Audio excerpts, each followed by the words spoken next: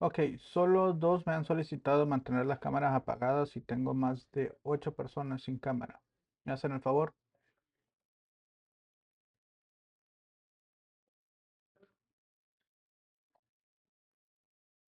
Gracias.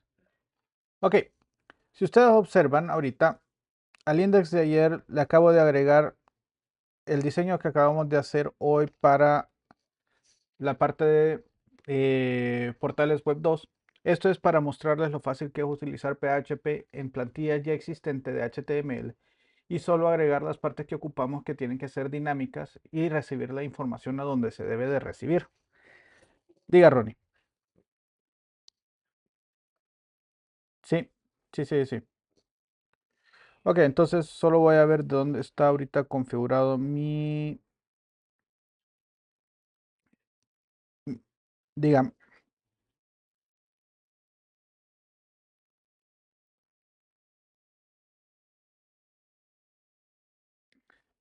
ok, voy a intentar. Ok, entonces es Object Oriented Programming, pleca, index.php. Ok, ahorita ese hola mundo que tenemos del Bootstrap, que es el que imprime el eco, me está generando problemas, pero esto es lo que hicimos ahorita en Portales Web 2. Entonces, lo que quiero hacer es capturar esta información, guardarle una clase y después, eh, sin estilo, sin hacerle nada, esa clase la voy a ir guardando en la sesión.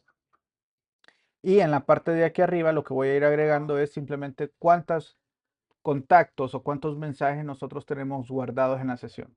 ¿Capich? Eso de forma orientada a objetos. ¿Queda claro lo que se quiere hacer?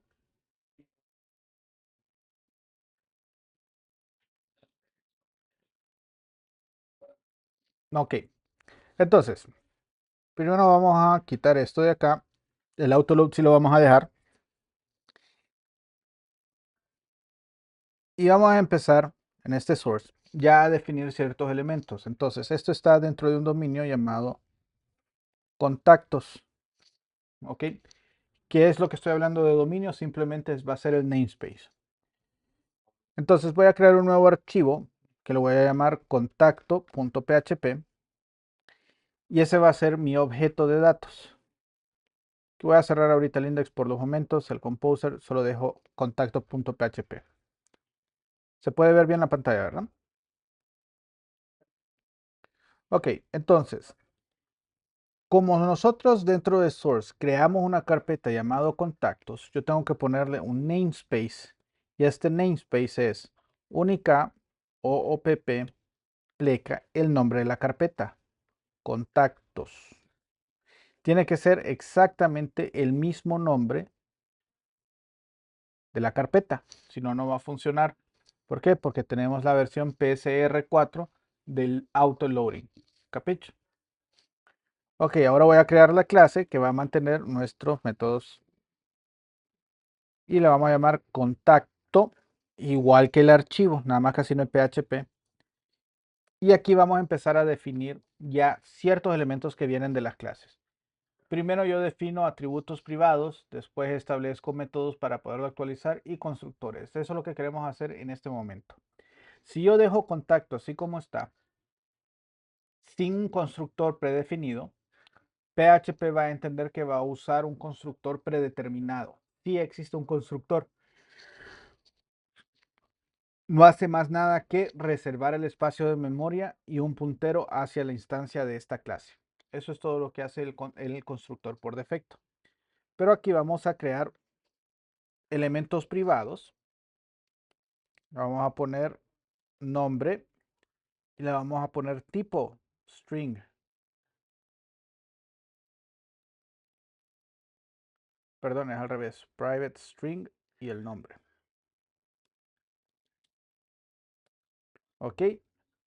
Private string, correo, private string, teléfono y private string, mensaje. Ok. Esos son los elementos privados. ¿Alguna pregunta con esto? Hay tres tipos de modificadores. ¿Ok? El private solamente puede ser accedido desde funciones internas a la clase, nada más. Tenemos el protected. El protected puede ser accedido solamente por funciones internas de la clase o funciones internas de clases heredadas de esta. ¿Ok? Y tenemos public, que le dicen ni porra, todo se va. ¿Ok? Pueden acceder desde dentro de la clase y pueden acceder a esos métodos o a esos elementos fuera de la clase. Que esos son los tres modificadores. Eso ya lo saben. Son similares en la mayoría de los lenguajes de programación. ¿Capiche? Ok. En este caso, yo no voy a dejar acceso a que me lo puedan modificar directamente. Voy a crear este objeto como un objeto que se crea a nivel de constructor. Entonces voy a crear una función public function. ¿Ok? Y a este voy a usar una palabra especial que es guión bajo construct. Y este no va a devolver, bueno, sí devuelve. Entonces lo dejamos así. Esa construct así directamente es la función especial para constructores. En otros lenguajes de programación, el constructor se utiliza el mismo nombre de la clase. En PHP no. En PHP se usa este construct. Así como en JavaScript se usa constructor también, no el nombre de la clase. PHP usa construct. ¿Preguntas? Ok. Aquí yo puedo definir la lista de parámetros. Entonces yo le voy a decir p nombre, que se va a ser un string. También se define antes string p nombre, coma, string p email o correos, pongámoslo para ser constantes, string $p teléfono y string $p mensaje. Ok, esas son variables del constructor y ahora yo voy a asignar mis variables internas con los valores que vienen en el constructor como parámetros. Entonces, para poder acceder a mis variables internas, yo voy a utilizar la palabra clave this, $this. Esa hace referencia a la instancia de la clase. ¿Y se acuerdan con qué símbolo accedíamos a los métodos internos o a los métodos de una clase o propiedades? Con el punto guión mayor. ¿Ok? Entonces, este this y el nombre de la propiedad, si se fijan, no lleva el dólar lo asigna al principio this. Entonces, el nombre, aunque aquí lo tengo con dólar, aquí no se usa dólar, lo vamos a asignar a p nombre. This correo va a ser igual a $p correo. This teléfono va a ser igual a $p teléfono. Y this mensaje va a ser igual a $p mensaje. Y con eso tenemos un constructor que me va a obligar a enviarle esos parámetros para poder crear la instancia. E inicializa los elementos internos de esa instancia usando el texto, los parámetros que se le envía. ¿Preguntas?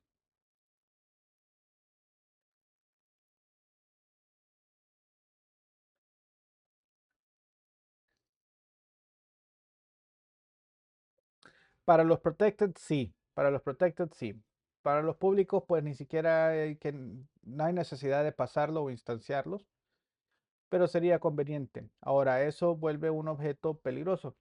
A lo que me refiero peligroso es de que no hay forma de controlar la entrada. Deja la asignación al aire, dependiendo del programador si lo hace bien o lo hace mal. ¿Ok? Entonces, por eso no es una buena práctica. Vamos a crear entonces ahora métodos que me permiten acceder a la información. Y estos métodos sí se tienen que extraer desde afuera. Entonces vamos a hacer algo public function para definir que es una función y vamos a ponerle aquí que me devuelva un objeto JSON. Entonces, to JSON. ¿Por qué quiero un objeto JSON? Es una cadena de texto. Esto va a devolver un string.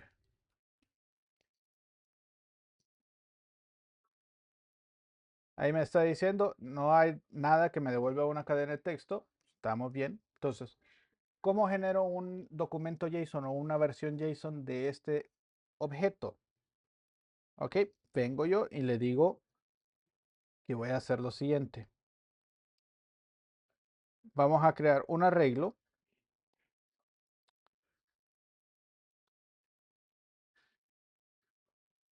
Va a ser igual a, abrimos los corchetes y empezamos a definir.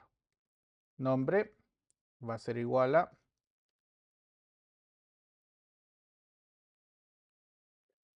buscamos el nombre, correo,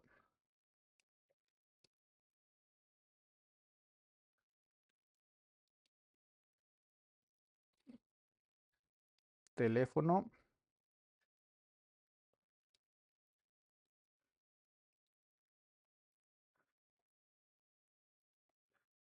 y mensaje.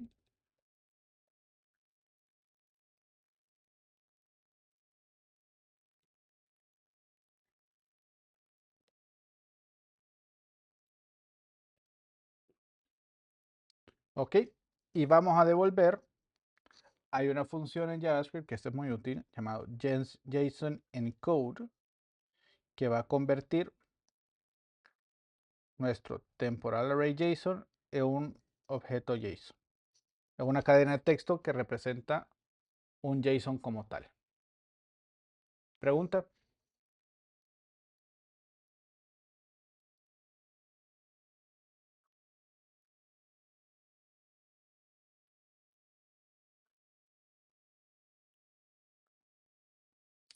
Es factible, funciona igual. En este caso, por cuestiones académicas, es importante siempre definir dónde va a entrar y dónde va a salir. Entonces, pero en efecto, usted puede agarrar esta estructura y en vez de asignarla a una variable, la puede poner directamente. En este caso, el efecto va a ser el mismo porque esta función es, por ser un arreglo, no envía una copia, sino que envía el puntero internamente. No maneja PHP la compilación, entonces a través de memoria no hay mucho problema. Sin embargo, no es descabellado hacerlo adentro. Lo único es que genera mayor complejidad al momento de leerlo. Entonces rompe un principio de clean code. En el clean code es siempre mejor, aunque desperdiciemos un poquito de memoria, asignarlos para que futuras generaciones puedan entender lo que sucede. ¿Capiche? Pero ya esos son gustos. Respondo a su pregunta. Ok, fabuloso. Ok, con esto nosotros generamos una clase que me permite guardar información y después incorporarla. Ahora, de nada me sirve porque esta clase ahorita prácticamente solo da transporte, solo le meto datos y me envía los datos. Quiero agregarle algo que la clase en sí va a hacer de forma automática. Entonces vamos a agregar aquí un private. En este caso vamos a usar un int y le vamos a poner un timestamp. ¿Ok? Ese es para definirle cuándo se crea. Y en este caso no lo vamos a recibir, sino que este timestamp lo vamos a hacer igual a una función que tiene PHP llamado time. El time me va a devolver el tiempo actual, nada más que en número de segundos que ha sucedido desde el 1 de enero de 1970. Ese es el epoch. Ese es el time standard UTC-0, o sea, la hora estandarizada internacional que se maneja. Nada más que me lo devuelve el número. ¿Capicho? Ok. Entonces ese lo vamos a guardar y también lo vamos a exportar como el JSON y vamos a poner created y aquí va a ser $this timestamp.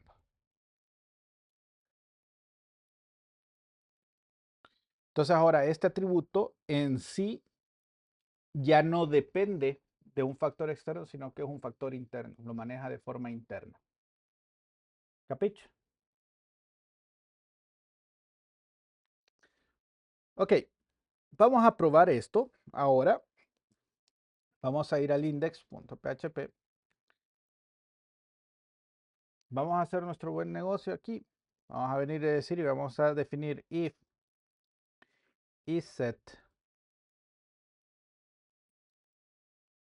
¿Y qué vamos a buscar? Pues venimos y vamos a buscar nuestro formulario. Aquí está. Aquí está el name. Me faltó ponerle todos los elementos. Ok, form action es igual a index.php. Method es igual a post. Ok, label for name, pero no le ponemos aquí. Name es igual a name. Name es igual a email. Name es igual a phone. Y el text area. Name es igual a message. Y el submit. Name es igual a botón enviar.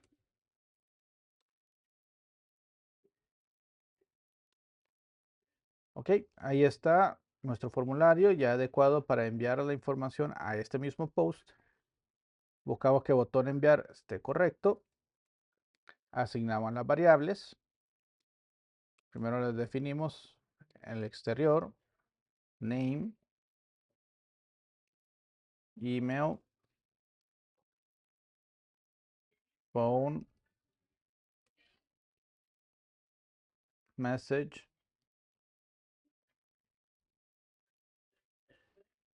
Y esto mismo lo vamos a asignar con lo que viene del post.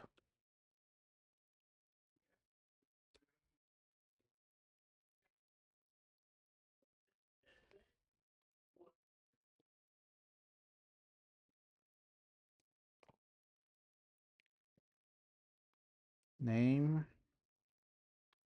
email, phone, message. Ok.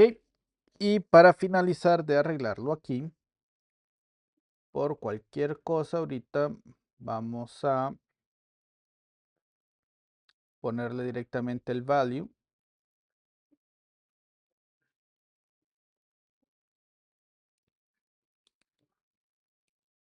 Y aquí vamos a poner echo name.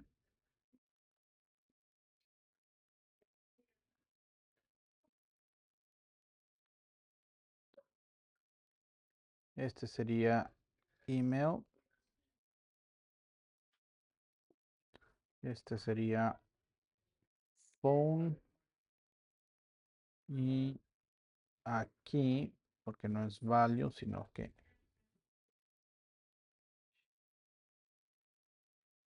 message. Ok, listo.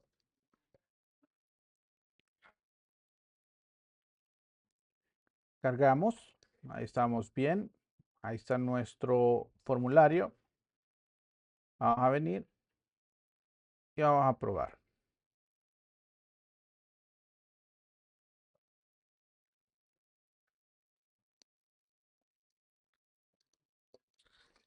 Le tenemos que dar enviar mensaje. Y lo que estoy esperando es que el mismo formulario tenga exactamente los mismos datos. O sea que el post me sirvió. ¿Ok? ¿Por qué me sirvió? Porque capturé los datos que envié y esos son los mismos datos que se están imprimiendo en los valores, en los mismos campos. ¿Queda claro? Diga, Brian.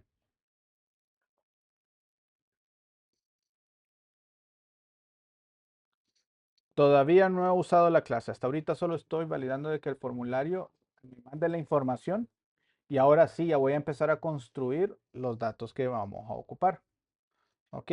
Como voy a guardar los datos en este momento, lo voy a hacer en una variable de sesión. Entonces voy a crear el session start. ¿Se acuerdan de esto? Para poder acceder al session. Y ahora voy a venir y voy a decir, ok,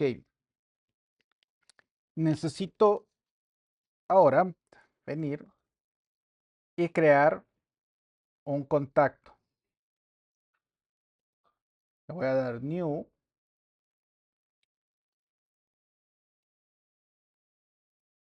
Y aquí vamos a usar otro elemento interesante. Vamos a usar use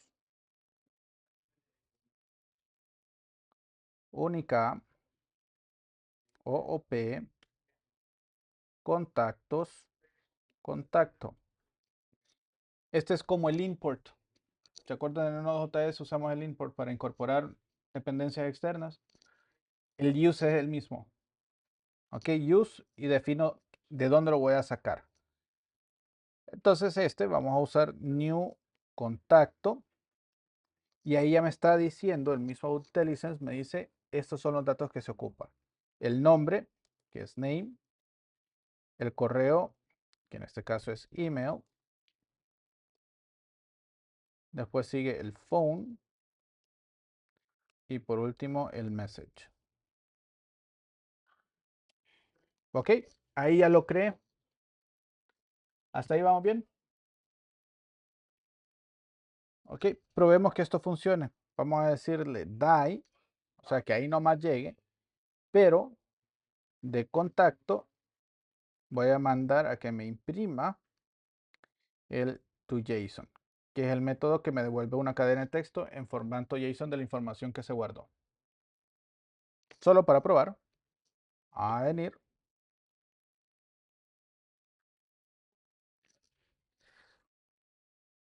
vamos a enviarlo para que lo ejecute. Vamos a ver si funciona. Y ahí murió. No me devolvió nada más, pero si observan, sí me envió la estructura JSON en donde está nombre, está definido mi nombre, correo, el teléfono, el mensaje y cuándo fue creado. Ese creado es un timestamp. Si ustedes quieren validar ese timestamp, hay servicios en línea.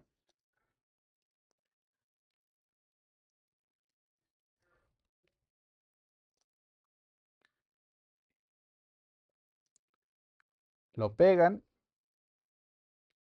y ahí le dice cuándo fue. Exactamente, en este caso, el 30 de septiembre, hoy, a las 8:35:51 p.m., que es la hora actual de nosotros. Daniel, diga.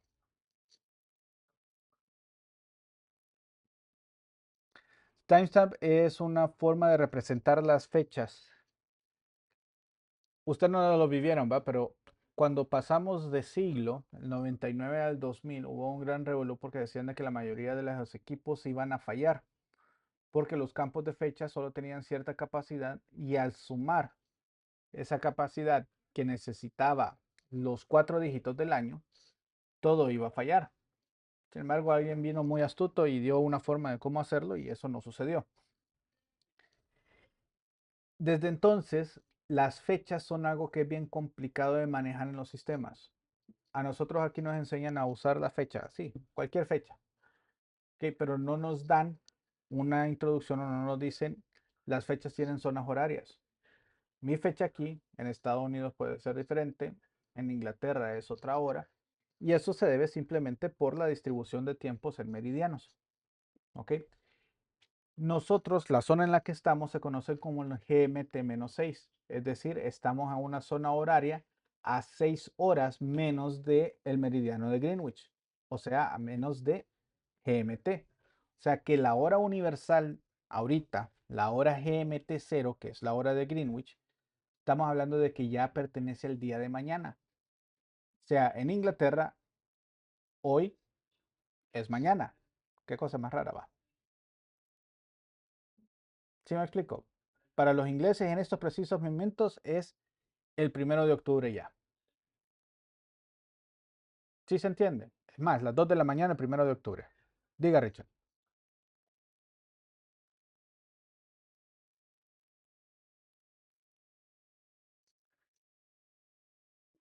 Sí, definitivamente.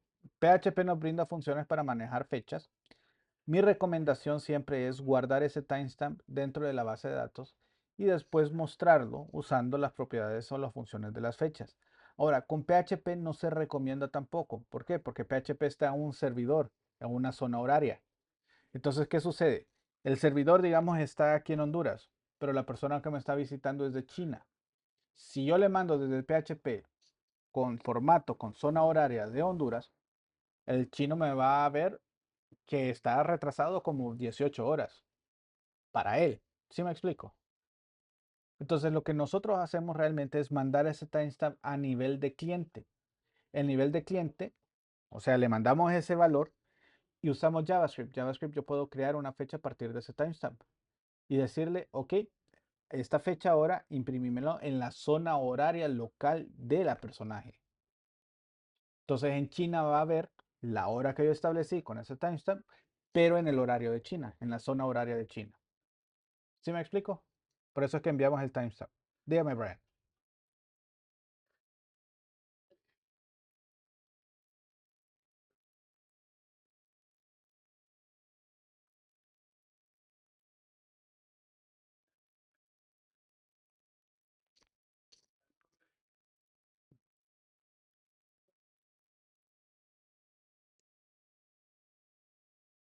Sí, eso es para convertirlo de regreso.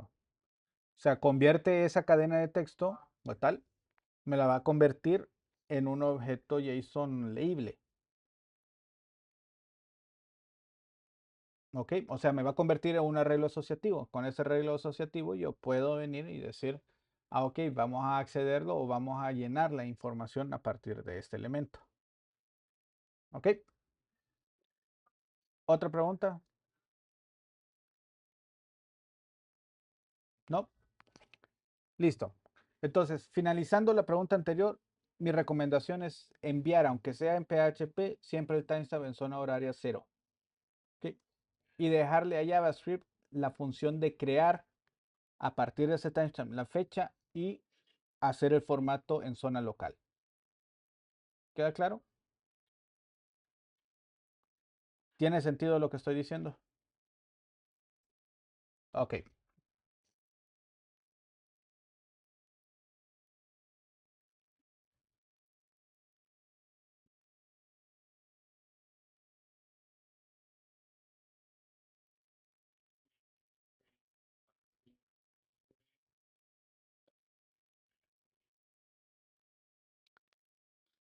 La hora de él, pero ya convertida en mi región.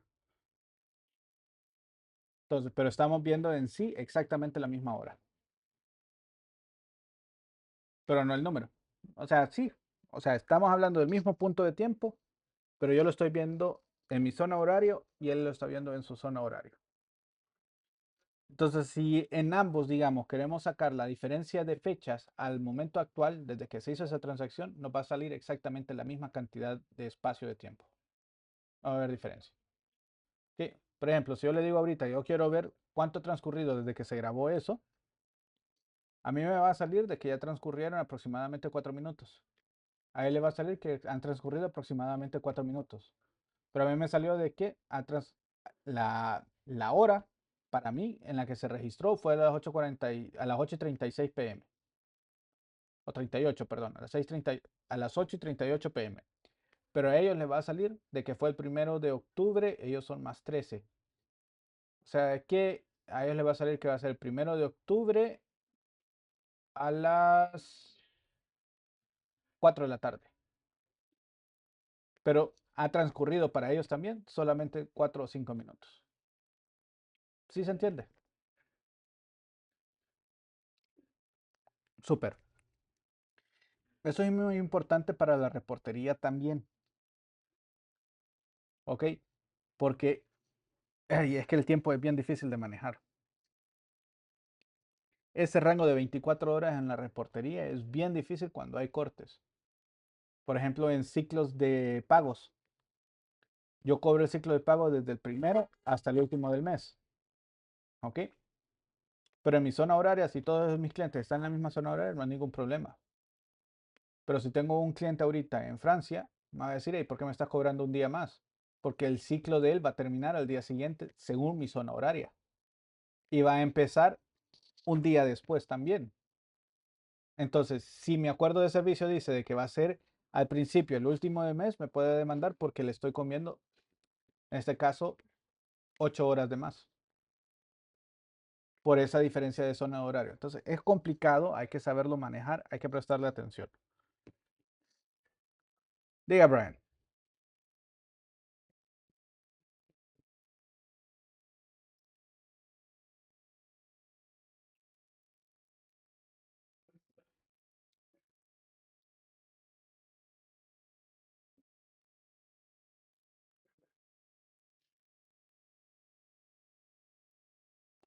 Tendría que agarrar la hora de inicio del lugar específico y convertirlo a timestamp. Entonces, eh, este caso es el inversa. Me devuelven la hora con zona horaria de ellos para determinar el inicio y el final del mes. Eso yo lo convierto a un timestamp. Ese timestamp, entonces busco el rango de transacciones hechas en ese punto y ese punto. Entonces, para ellos específicamente se tiene que guardar qué zona horaria están visitando el cliente. Ok, ese también es otro dato importante. Ahí le agradezco, Brian, por decirlo. Generalmente, cuando registramos usuarios, tenemos que guardar en qué zona horaria está ese usuario o ese cliente para poder definir ese ciclo de factura adecuadamente. Porque así, ya, ok, me devuelve él. Ah, ok, perfecto. Entonces yo necesito en la zona de horaria de él a qué horas empieza el primero del mes. Y eso lo convierto a un elemento timestamp que no necesariamente va a ser el inicio del mes en GMT0, sino que va a ser el inicio del mes según la zona horaria del cliente. Y a partir de eso, el último del mes también hago exactamente lo mismo. Tengo el rango ahora en zona horaria cero de las transacciones que se deben de extraer. Entonces ahora sí estoy cumpliendo desde punto A a punto B, va a ser desde el inicio al final del mes.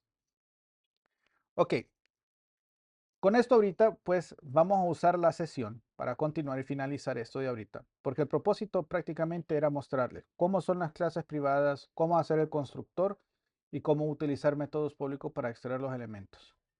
Entonces aquí con esto ya creamos el contacto, ya no vamos a morirlo, ya no lo vamos a matar, pero ahora vamos a extraer. Ok, contactos en sesión va a ser igual a un arreglo vacío, más esto lo vamos a declarar arriba. Lo vamos a ocupar aquí. If is set. Vamos a usar the session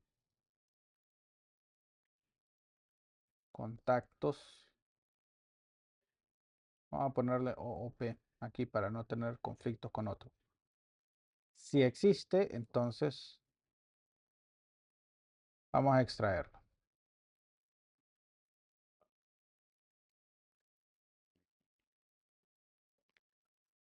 Ok, esto es simplemente tener acceso a cuáles elementos de contactos hay.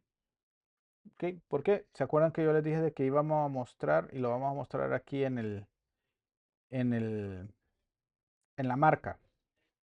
Vamos a poner aquí un PHP y vamos a hacer un eco de count de contactos en sesión. Cerramos PHP. Ok, en la marca al lado voy a decir cuántos contactos hay. Y en este punto voy a decirle, ok, si viene un nuevo contacto, entonces vamos a adjuntar al arreglo existente de contactos, pero vamos a contar solamente el JSON. Y vamos a guardar en la sesión.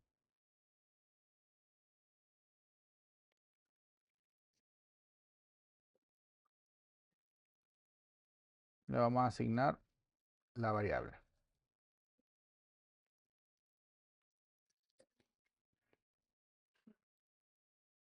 ¿Listo?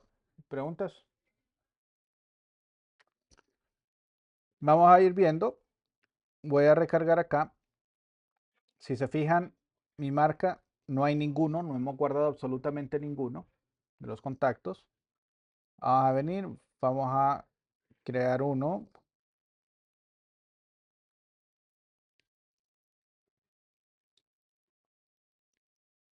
Le damos a enviar mensaje. Ahora me dice que hay uno. Ok.